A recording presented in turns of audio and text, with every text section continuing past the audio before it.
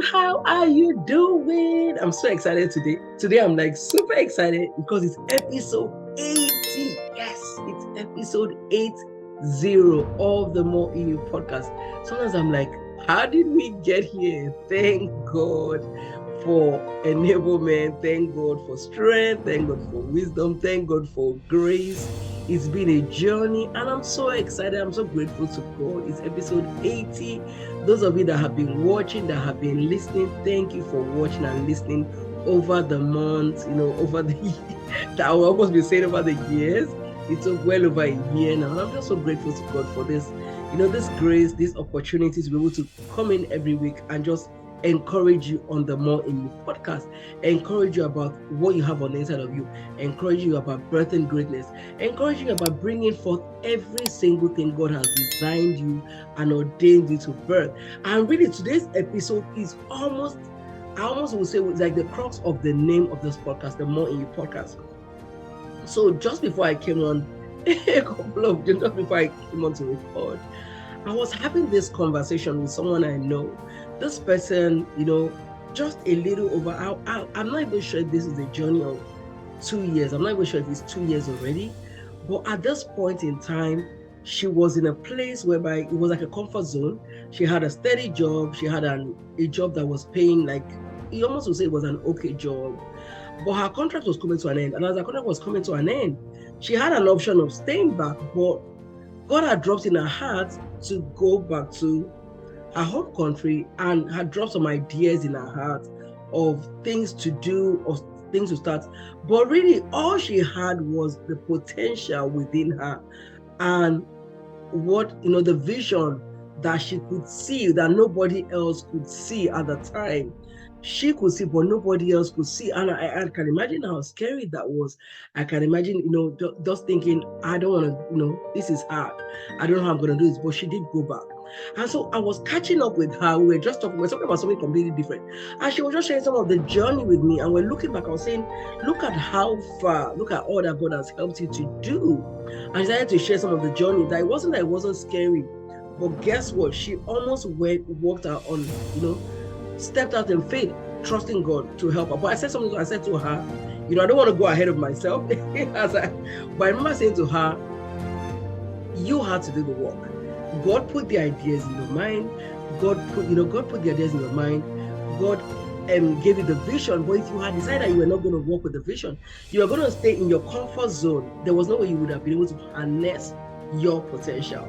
So today, what I want to talk about is, are you somebody, are you thinking of passive income? Ask these 3 questions. Today, I really want to take us a deep dive into just looking a little bit about 3 questions that we need to ask when it comes to the potential we have within us. So this young lady I'm talking about, there were things that she had to do. So as I talk about this, it reminds me also of, how I talk about how I started the Writers Bootcamp. Starting it afraid, it wasn't like I knew, I didn't feel qualified in a way that I had the educational qualification to teach people how to write a book. But I had done this for myself. It had worked for me. I had helped my son. I had helped my husband. And I knew there were people were asking me to help them. And so I stepped out based on that. And so as I say, what 3 questions should you have? What 3 questions should you ask when you think of passive income? I find that a lot of people will often say, a lot of times people give excuses. I don't have anything. When it comes to that, you're thinking, somebody, maybe you're someone that has been looking for a job and you don't have a job. You can't even find a job.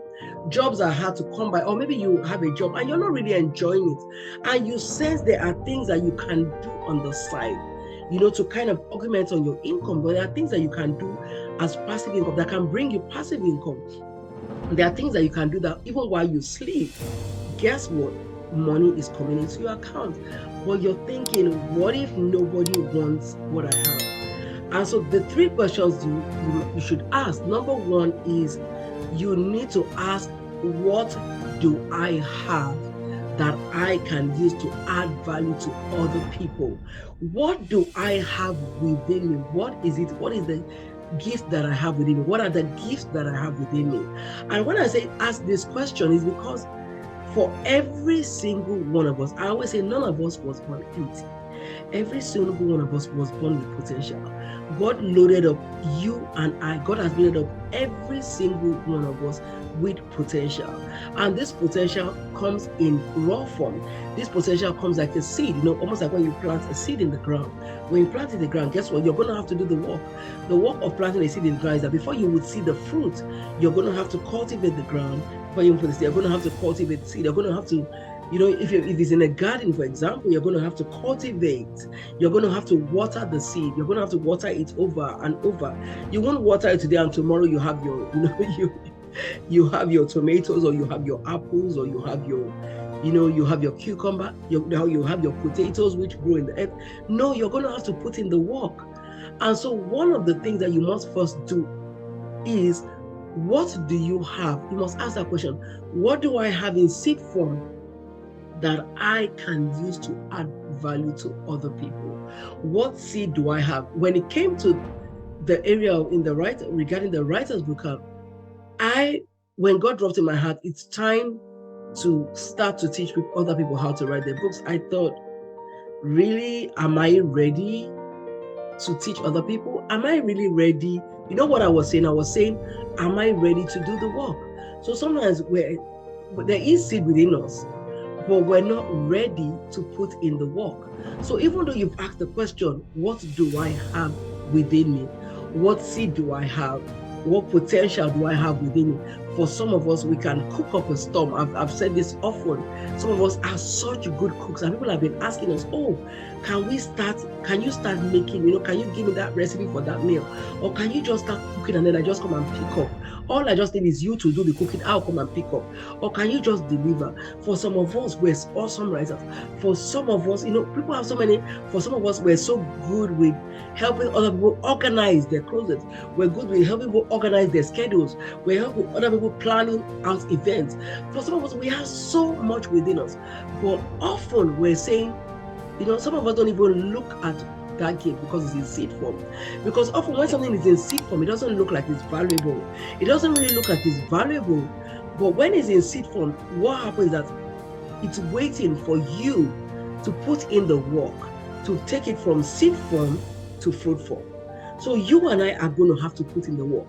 And that brings us to point number two. Point number two is, what do I have to do to take my seed, take it from seed form to fruit form? So what am I going to do to refine my seed? What am I going to do to refine my gift? What am I going to be, what am I going to be committed to doing? That's actually it. For a lot of people, they don't want to be committed to putting in the work, because really it's not enough for you to just have seed within you. It's not enough to have gift within you. It's not enough to have potential within you. Often, Miles Monroe is known to have one of his favorite quotes, or his famous quotes, was that the graveyard is the richest place on earth. Why does he say that? It's because in the graveyard, you have people that were too afraid to use a lot of those gifts.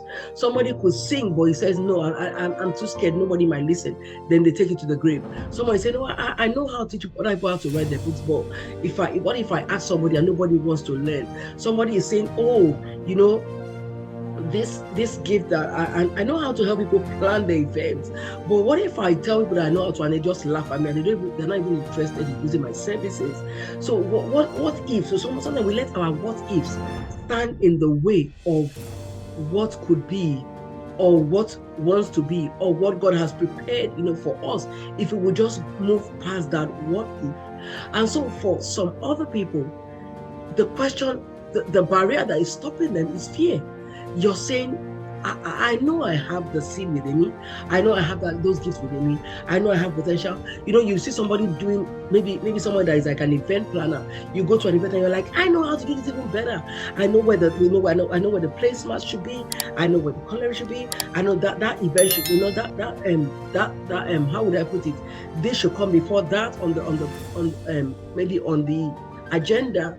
I know what to do, but because you have decided not to do, because you have decided not to tell anybody, guess what? Nobody knows. And because nobody knows, nobody is asking for your services. And because nobody is asking for your services, that gift never gets to be used. So somebody that decides to put themselves in, I don't know how to do it very well, but guess what? I'm just going to stand up and I'm going to do it. It doesn't matter if I don't know how to do it very well, but I'm just going to stand up and I'm just going to do it. And as I stand up and I do it, guess what? I'm going to get better at it, and I'm going to get better at it. And that is the place of refining. And so whoever decides that they are going to take up the work of refining that gift, there is a there is a verse that is so powerful, but a lot of people don't realize the power that is within that verse. Proverbs 18:16 says, a man's gift makes room for him and brings him before great men. A man's gift makes room for him. So the gifts that God has put on the inside of you are designed to make room for you in your sphere of influence, are designed to bring you into a place of abundance, are designed to bring you into rooms before great men, are designed to take you into places that you never would have been able to step into, but opportunities would open up for you because of that gift. A gift, another version says, a gift gets attention. It takes it buys attention of eminent people. A gift gets attention. It buys attention of eminent people. It gets attention, which means when your gift begins to speak, your gift begins to command attention. Your gift begins to command attention. Your gift speaks like nothing else. Your gift will bring you into rooms that nobody will think you are able to get to. Your gift will bring you before people whereby you're thinking, how did I even get here? As you begin to refine that gift, guess what? Your capacity builds. And as your capacity builds up, because now you're growing, because in the place of refining of your gifts, you begin to grow. And as you begin to grow, your capacity begins to increase. And as your capacity begins to increase, God is saying, there are places where I need this gift to show up, because some people need this gift. And as you show up with that gift, guess what happens? People begin to put a demand on that gift, because the more you refine that gift, the more that gift comes to a place of mastery. The more you refine that gift, the more that gift comes to a place of mastery. Mastery, I don't know if somebody knows about mastery. Mastery simply means I have refined my gift so much. I have become the best at my gift, and people are wanting to put a demand upon that gift. So when God designed you and put gifts on the inside of you, like I mentioned earlier, maybe the gift of organization, maybe the gift of planning events, maybe the gift of cooking, maybe the gift of, the skill of helping other people, maybe the skill of some other people, they're awesome, they're social media managers. For some other people, they are just great listeners, so they'll make great counselors. There are so many gifts. There are so many gifts God has placed in the inside of you and I. For some of us, all we just need to do is to say, you know what? You want to write a book? Guess what? I'm the person that you need. I'm going to sit beside you and I'm going to push you until that book is birthed. There are so much. There is so many gifts. There are so many gifts that God has placed on the inside of each one of us, if we will bring that gift to the place of refining. So remember, the second question I asked is, how would I bring this gift to the place of refining? How would I bring this gift to the place whereby a demand is placed on it? And out there thinking, oh, I don't have enough money coming in. Oh, I would love some passive income. Oh, I'd love somebody to pay me for my services. Oh, but maybe nobody even knows you have those gifts. Maybe you haven't even discovered you have the gifts. Or maybe you have discovered and then you haven't started to refine those gifts so that they come into a place of mastery. So mastery is another topic. It's something I'm going to talk about that next. I think I'm going to talk about it next week. But today I want to talk about, just refining that gift so that people begin to say, wow, how did you learn to speak like that? Actually, speaking is one of those interesting things. I was somewhere yesterday and someone I know, we had to record a video for something. And the person said to me, oh no, you're the video person. You do the video. You love to do videos. And I was like, actually, I love to do videos. When people want testimonials from me, they ask me for videos because I love to do video testimonials. I love to record videos. I love to record 1-minute videos, 3-minute videos. But guess what? I did not start enjoying to record videos.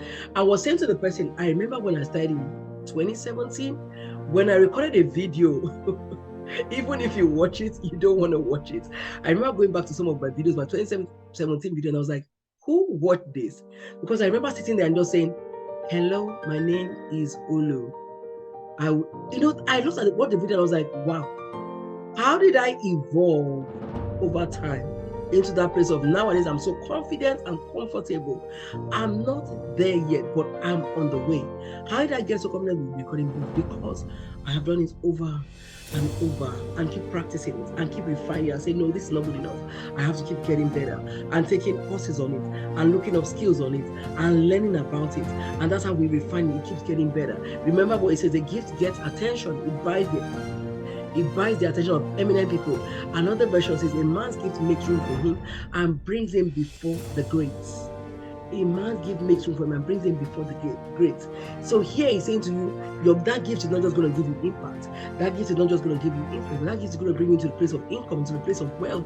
Because as you come before the greats don't just, when they sit, they are sitting with authority. So it's bringing you to that place of authority. And where authority is, where you bring value, that value will be compensated for. Every time you show up with value, that value will always be compensated for. So guess what? What is Amy saying is that, what are you going to do with that gift? How are you going to bring it to the place of refining? How are you going to say, you know what, these are the gifts that I have. How am I going to bring it to the place of refining? That's one of the questions that I want to ask you. And so the third question I believe that you and I must ask is, now you must say, okay, you know what? I've discovered what the seed is. I've discovered what is gift. I've discovered what this potential is, or what my potential. Potential is, it means there's multiple potential gifts that I have on the inside of me. I've discovered at least one of them, and I'm going to start to use it. And I'm going to say, yes, I'm going to start to use it. But guess what? Now I have to ask. I've asked the question, how do I make it valuable? Now I need to ask, where do I take this gift? Where do I take it? Which means, where are the places where the value is going to be, the demand is going to be put upon the value? Who are the people that need the value that I'm offering?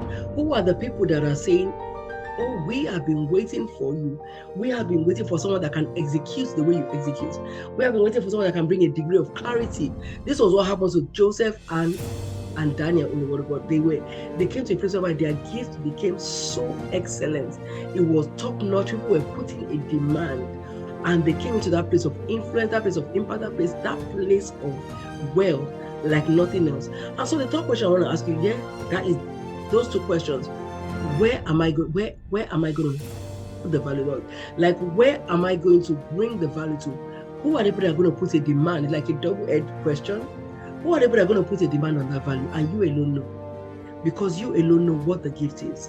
And so now those are questions that I would like you to begin to ponder on. And as a partner, you'll be asking, okay, passive income, I need more. That's number one gift. What gift do I have on the inside of me? What possession do I have on the inside of me? The second thing is, how can I refine it to bring it into that place of wealth, into that place where people are putting demand on it? And now, where can I take this gift that the demand can be realized, or where can I take this gift that people will put a demand on it? What quarters? How do I dispense of this gift? For some of us, that gift will be harnessed digitally. For some of us, that gift will be harnessed physically. For some of us, that gift will be harnessed, so when I say digitally, it could be virtually. That gift will be harnessed in various ways. But I leave this to you to think on these three questions.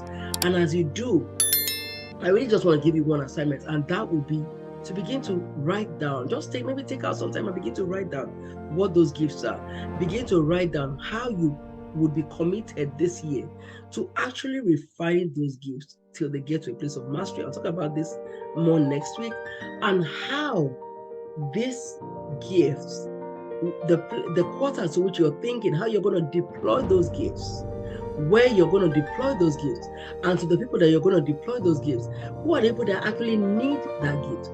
Who are the people that are ready to put a demand on? I want you to begin to think about this, even as you write down. And think of this, because next week, as I'm going to talk about mastery. We will look more into this. But really, you know what? It tells you something. Each one of us has potential within us. I always say, each one of us has greatness within us. Each one of us. Greatness here means that you have potential. There are 4 P's that I call greatness. I'll put a link, in the description for those of you that want to watch the podcast on 4 ways that you know that you have greatness within you. I'll put the link so that you can watch that video after, as you finish watching this one. And I actually have a gift for you as well. I wrote a book a while back that talks about discover, develop, and deploy the gifts. Discover, develop, and deploy your gifts. And I'd like to give you a copy of the ebook. So I'm going to put the link in there whereby you can download a copy of it. And hopefully that would also help you on this journey of answering your 3 questions. Have a phenomenal week. I'll see you again next week.